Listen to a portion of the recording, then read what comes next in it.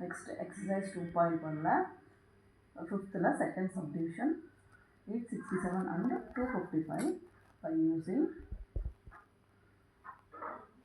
DDA. The formula is A is equal to DQ plus R. So A is 867 is equal to 255. நமக்கு quotient தெரியாது and remainder தெரியாது. We have to find 867 divided by 255. The 255 into 3. For the 15 is 1, 16 is 1, is 7. அப்போ 3 times 7, 6, 5 subtract பண்ணால் இது 2, இது 0, இது 1. இப்போ இது என்னது? இதுதான் நம்மளுடைய ரிமைண்டர், இதுதான் நம்மளுடைய கோஷன்ட். இன்ட்டு 3 இது 102.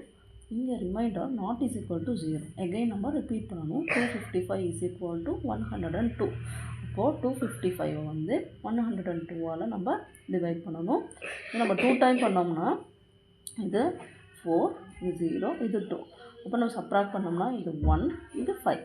இப்போ நமக்கு என்ன கிடச்சிருக்கு? இது ரிமைண்டர் வந்து R, கோஷன்ட் வந்து இது 2 கிடச்சிருக்கு. அப்போ into remainder not is equal to 0. அப்போ இது 102 இஸ் ஈக்குவல் டு 51. என்ன பண்ணணும்? 102 இது 51. 51 இன்ட்டு 2 பண்ணோம்னா இது 2, 0, 1. இப்போ நம்ம சப்ராக்ட் பண்ணோம்னா இது நம்ம 0. அப்போது இது இன்ட்டு 2 ப்ளஸ் 0. அப்போ நமக்கு ரிமைண்டர் வந்து 0ன்னு கிடச்சாச்சு.